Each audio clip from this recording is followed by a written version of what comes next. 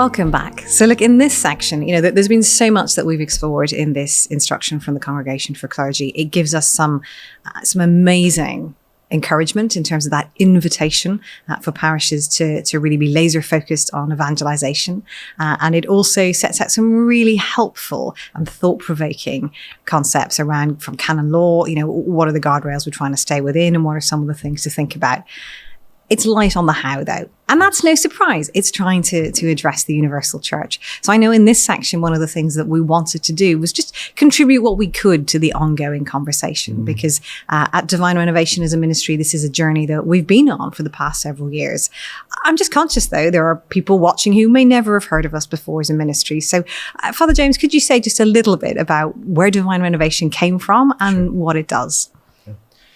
Divine Renovation is actually the name of the first book that I wrote. As simple as that. And the book, the title, Divine Renovation, became the title that we used for our ministry, which sprang out of the response to the book, because the book was written when I was pastor at St. Benedict Parish, drawing on that experience in the first 4 years there, but also on my previous years' experience at other parishes, because my whole priesthood, I've been passionate about missionary transformation and learning along the way, making all kinds of mistakes. And the response to the book, it literally almost swamped us at the parish. It almost did us in. I mean, we just couldn't keep up. And we realized we need to almost create a separate arm. And we need to find a way to fund it and get staff, because you need full-time jobs to respond to people. So from that, the ministry was born, and God has opened doors for us. And we've been able to grow over the last 4 years, and are now in multiple countries around the world. And we've grown. We're blessed to work with many parishes around the world in many different ways. And people can go on our website to find out more about that. So that was the origin of the ministry, and in many ways it was a very organic thing. Like, I went into St. Benedict Parish with a couple of key convictions around how, after, as a young priest, being convinced that simply pursuing holiness and orthodoxy would renew the church. And I don't recommend you try it without that. Holiness is pretty key. Orthodoxy is pretty key. But I realized that in many ways we got some low-hanging fruit. We were preaching to the choir, but the missionary turn really was anchored in evangelization. It was bringing people to encounter Jesus and come into relationship with him. And that's what created the hunger and thirst for holiness and orthodoxy, to discover, more deeply the heart of God, and to discover the truth of the faith. And so that really flourished at St. Benedict Parish. And then, making disciples creates all kinds of problems. It's like having babies, like life is tidy and neat until you start having kids. Then it's, well, so I'm told. And then it gets really messy, and you learn as you go along. And so we stumbled into things. And as we experienced fruitfulness and growth, we hit new barriers and new problems. We made all kinds of mistakes. What we enunciate now as the key principles of Divine Renovation are really about the fruit of looking backwards on what we did and saying, look, we did a whole bunch of things and we got a whole bunch of fruit. Now, how did we actually do that? And we actually backtracked it and found a common story. And that's what we took to be our three key principles, or our keys that we call about. And I got my Divine Renovation mug here. You can see our logo. It's got the 3 keys and a key ring. And just very quickly, I'll say something about that keys, of course, are used to open a door. And the door that we're seeking to open is to move into that missionary posture that the document speaks about. And I use the term maintenance to distinguish that which is normal in many parishes. So maintenance means not maintaining the structures of the buildings. It means maintaining the flock. And it's not maintenance or mission. It's maintenance and mission. But what is primary is mission, as the document tells us. So maintenance is not bad. It's a command of God to maintain the flock. But our primary identity and stance has got to be a missionary one. So how do you make that turn? That's what the keys are about. How do you actually turn that around? That's what this document's about. And in our experience, 3 keys are what turn it around. Now, a key is different from what's essential. Our three keys are the primacy of evangelization, just like John Paul II said in that quote from 1984, primacy of evangelization, the power of the Holy Spirit, and the best of leadership. These are the things that we find make the difference. And people might say, well, how come you didn't say the Eucharist? Isn't that source and summit? Isn't that essential? It's essential, but not a key. And the Eucharist in our logo is represented by the key ring that holds things together. Here's my thought. The Eucharist and prayer, foundational and essential, are not keys to move a parish from maintenance to mission. Why would I say that? Well, if there were keys, our ministry wouldn't exist. We wouldn't need to exist because every parish would be missionary. There's all kinds of parishes that celebrate the Eucharist every day and pray, and yet they're not missionary. And so the keys make the difference. So primacy of evangelization, it's when hearts are transformed, it opens all the other doors and keeps things moving. Best of leadership is the idea of, how do you actually make the vision of this document happen? How do you get from there to there? I mean, the vision section in this document defines our present reality and says, this is where we want to be. Here are the lines on the road. But how do you get from there to there? That's about leadership. That's about, management and leadership are two different things. Management is about the effective and efficient functioning at a certain place, but leadership is going from one certain place to another certain place. And there are all kinds of things that we speak into on that. And then thirdly, the power of the Holy Spirit. This is not done by our strength. Jesus said, stay in the city until you're clothed with power from on high. We're not going to do this through human stratagems alone, human ability, human strength, human insights. We've got to bring the best of that, but it's the power of the Holy Spirit that makes the difference. That's what we found are the real keys. And that's what we try to work with parishes on and through the ministry of divine renovation. Thank you. And I know, that ministry over the last 4 years has grown from St. Benedict Parish to now touching parishes around the world. We've worked with hundreds of dioceses and literally interacted with thousands of parishes, even in this current crisis, which has given us the privilege of accompanying them and also the opportunity to continue to learn how does the application of those keys evolve with the challenges of this current context. In particular, there are some parishes that we work very closely with and whom we coach and support in ways where we're heavily involved. And as we reflected on this document, I think some of what we were struck by was when people read it and go, yes, I want to do that, then the next question is going to be, but what do I do? What does that look like when it gets up in the morning, puts on its shoes and kind of wants to hit the road? And so I'd love to explore with you some of the insights that the ministry has gained over the last couple of years and particularly in this season around, how do we help parishes who hear the call in this document and it resonates in the pastor's heart, the lay people's heart, and they want to undertake that pastoral conversion for the sake of evangelization. What are some of the things that we've seen in this ministry that we'd offer as notes for the journey or lessons learned the hard way? Well, I would say going back to those three keys, I think of the experience of the power of the Holy Spirit. It was the Holy Spirit that moved the early church, the earliest church, from the upper room out into the marketplace to preach the gospel. And in many ways, we're like that. We're hunkered down. We're afraid.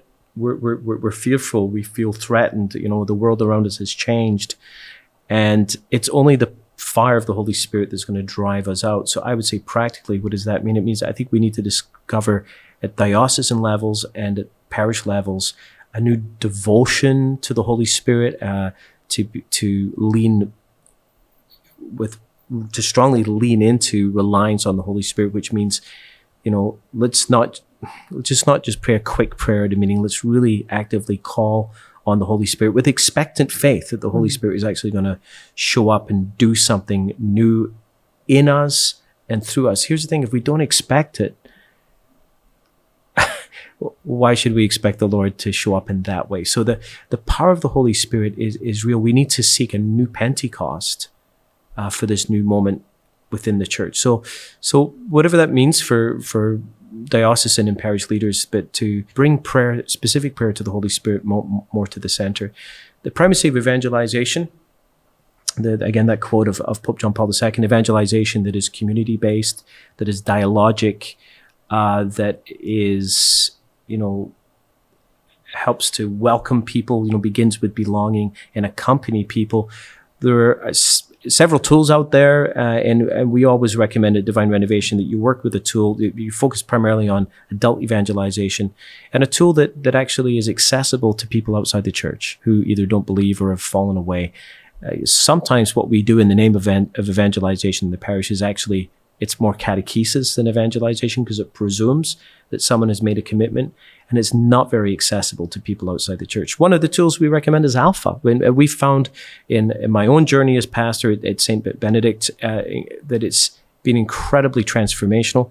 It's not the only tool. God can use many, many things, but we'd say stick with those principles and assess, just as the document says to assess your structure, assess your tools. If you're using a tool for evangelization and there's no testimony to transform lives, and no one from outside the church is taking it, then you've got a bit of a problem. You need to come up with a new tool. So we recommend Alpha. There are other tools out there, but a tool like that begins with evangelization and brings people into the community so that they can be accompanied as they move towards the sacraments and full initiation into the life of the church. I think as well, some of the things that we've noticed is approaches that have the accent on relationship and fellowship from the beginning are fruitful. So one of the things that Alpha and other tools in the space model so well is how do you journey in small groups of people, welcoming and meeting them where they're at, and then accompanying them into that transformative encounter with Christ. But equally, radical hospitality needs to be front and center for parishes if they want to answer this call to mission. And that means doing everything through the eyes of the person who's not there yet. Yes. So, for instance, with some of the parishes we're working with at the moment, as they live stream their masses online and have unprecedented numbers joining, are they offering those moments of micro catechesis and explanation about the different parts of the Mass? Are the homilies engaging and accessible? Is there a call to action for people that enables them to engage with the community without setting preconditions of you need to have your life sorted or you need to sign up in this way? Are you even presuming that people who are not connected with church are watching? Because guess what? If you presume that long enough that they're not, you'll be right. Eventually, anyone who from outside who did watch will eventually tune out. For sure. The other thing that we found is what's the accent when it comes to small groups? Are people thinking about these as primarily catechetical tools to give head knowledge, important and valuable as that is? Or are they coming at it from the perspective of doing life together, following Christ? And yes, in that context, then forming and continuing that growth. But actually, there's a big difference between we enable small groups for the purposes of fellowship and discipleship, into which we introduce some teaching to big shift for me in my early years as a parish priest. When I first started doing Alpha years ago, 20 years ago, I recognized that it was a very powerful tool, but my primary concern after Alpha was catechesis. I wanted to get people into a catechetical program, which was great, it was fine. But I noticed that it didn't have the impact that I hoped it had. And years later, when we moved into this model that we experienced at St. Benedict Parish, groups and a follow-up after Alpha primarily became about what I call getting people into a web of relationships. And once people are in those loving, caring, welcoming relationships, in a sense, you've got the rest of your life to fill in the blanks of the catechesis. So those are the first two. The third key, best of leadership, is something that I think is relevant to this document, because it struck me that one of the stated reasons for the writing of this document was to affirm the common responsibility for mission, but also to remind people about the distinct vocations, and that we've got to that they have an integrity of their own, especially the role of pastor. That the role of pastor, even though he may work with the team, shouldn't simply be team leader. And I think that's where we can help. Like there are many things we teach about leadership, but one of the key things is working with pastors to do what we call leading out of a team. And it's very interesting language. We say leading out of a team, which is distinct from leading a team. Leading a team is, okay, everyone, just do everything that I'm going to say, and I'm going to tell you what to do. And being a member of a team. So being a member of a team. So if you think about the two extremes, the interview ahead of the document said about one extreme was priests just telling everyone what to do and making all the decisions by themselves and just giving instructions. And the other extreme, a priest being a part of a team, but not being the leader. These are two extremes.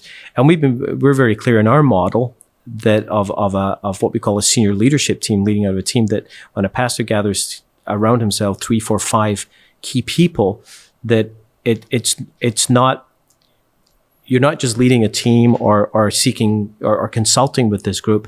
It's a form of shared leadership, but it's not leadership by committee. You're not just one member of a team among others. The pastor is still the pastor. The pastor does not cease to be the pastor. So it occupies that middle ground, the exact middle ground that this document has identified. And I would say this, that even though, we did mention a bit of regret around the negative approach or the negative reaction to using terms and language that speaks about team, the point was made. The point is there, but I would still say that as long as you've got those principles straightened out, as a pastor, even whether at the diocesan level as a bishop or at a parish level as a parish priest, you can't do this alone. You've got to move into some kind of a experience of team leadership. And that's one of the critical things we do at Divine Renovation Ministry, is coaching pastors and parish leaders to function and lead and minister in this way.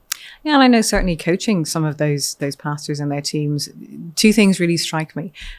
Sometime in the first year, you usually get into a head-scratching conversation with them where they really start to unpack in different ways with their teams. What are the subset of things that are definitely reserved to the pastor, that are absolutely the calls that he as pastor of that parish needs to make?